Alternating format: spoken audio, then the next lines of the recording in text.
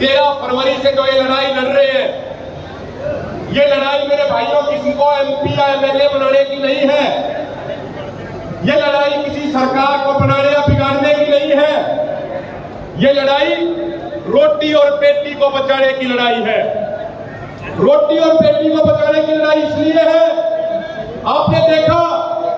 वो किसान मजदूर समाज की बेटियां, वो पहलवान बेटियां जब 2023 में जंतर मंतर पे अपने इंसाफ के लिए बैठी थी, तो इस मोदी सरकार ने उन बेटियों को इंसाफ देने की बजाय उन बेटियों को सड़कों पे घसीटने का काम किया था। ये मोदी सरकार नारा देती है कि बेटी बचाओ बेटी पढ़ाओ, लेकिन इस राज्य में किसान मजदूर की बेटियां जितनी असुरक्षित हैं उतनी और किसी राज्य में नहीं हुई। सरकार की जिम्मेदारी बनती थी उन बेटियों को इंसाफ देने की, लेकिन सरकार उन बेटियों के साथ खड़े होने की बजाय उन बेटियों का शोषण करने वाले ब्रजभूषण शरण के साथ खड़ी थी। दूसरी बात मेरे साथियों बुजुर्गों, अगर आप देखोगे तो ये ग्रामीण इलाके के जो लोग हैं ये खेती पे आश्रित है, लेकिन पिछले लंबे समय से जब से 1990 से ग्लोबलाइजेशन की नीतियां आई, 1995 में WTO की नीतियां लागू की जाने लगी, उसके बाद से खेती लगातार घाटे का सौदा बनाई जा रही है। मैं आपको एक छोटा सा उदाहरण दे देता हूं मेरे भाइयों। आप सारे खेती मजदूरी करने वाले लोग बैठे हो, आपको मालूम है कि पूरे देश के किसानों के ऊपर कितना कर्जा है। अगर एग्रो प्लेस इंडस्ट्रियों का कर्जा छोड़ दे, अगर खेती यंत्र बनाने वाली कंपनियों का कर्जा छोड़ दे, तो भारत के किसानों के ऊपर टोटल कर्जा मात्र 16,80,000 करोड़ का है। पूरे देश के किसानों के ऊपर हर तरह का कर्जा जोड़ लिया जाए तो कर्जा बढ़ता है 16,80,000 करोड़ रुपया। लेकिन 2022 में 36 अमीर देशों के संगठन OECD ने अपनी रिपोर्ट में कहा कि अकेले अगर एक साल की बात करें तो एक साल में जिस MSP का वादा मोदी सरकार ने देश के किसानों के साथ किया था, अगर वो MSP किसानों को मिल जाता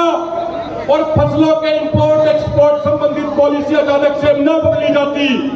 तो सिर्फ एक साल में भारत के किसानों को 14,78,000 करोड़ रुपया ज्यादा मिलना चाहिए था, जो हमें आपको नहीं मिला। यानी अगर एक साल जिस MSP का वादा किया गया,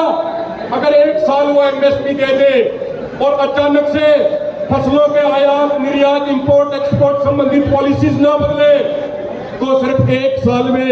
आपका लगभग पूरे का पूरा कर्जा आपके सर से उतर जाएगा। इतनी बड़ी लड़ाई ये लड़ी जा रही है मेरे भाइयों बुजुर्गों। तो खेती तो इन सरकारों ने जानबूझ के घाटे का सौदा बना दी, क्योंकि जब खेती घाटे का सौदा होगी तो ये किसान औने पौने दामों पे अपनी जमीन बेचने को मजबूर होगा, और जब किसान अपनी जमीन बेचने पे मजबूर होगा तो जिन बड़े बड़े कॉर्पोरेट घरानों को फायदा पहुंचाने के लिए खेती घाटे का सौदा बनाई जा रही है, वही कॉर्पोरेट घराने औने पौने दामों पे हमारी जमीन छीनेंगे, हमारी जमीन पे कब्जा करेंगे, और उसके बाद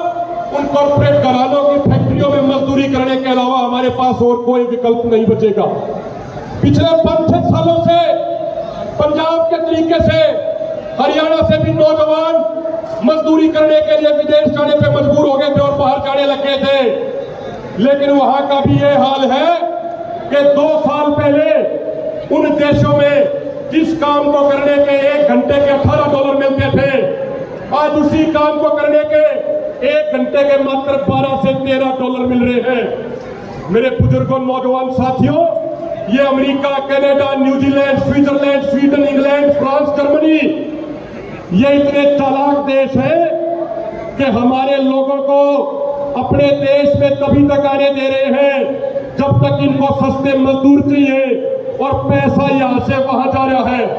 जिस दिन पैसा वहां से यहां आने लग गया और उनको सस्ते मजदूरों की जरूरत खत्म होगी, तो हमारे किसी एक भी नौजवान को अपने देश में अंदर नहीं घुसने देंगे, और जो ये पहले जा रहे हैं इनको भी उल्टा भेज देंगे। तो खेती घाटे का सौदा बन गई, रोजगार बचे नहीं, विदेश जाने का रास्ता अगले 2-3 साल में बंद हो जाएगा, तो फिर अगली पीढ़ी बचेगी कैसे, फिर ये देश बचेगा कैसे? इस देश को बचाने का एक ही तरीका है कि खेती बचानी पड़ेगी, और अगर खेती बचानी है तो एमएसपी गारंटी कानून बनवाना पड़ेगा। हम साथियों इस चीज की लड़ाई लड़ रहे हैं।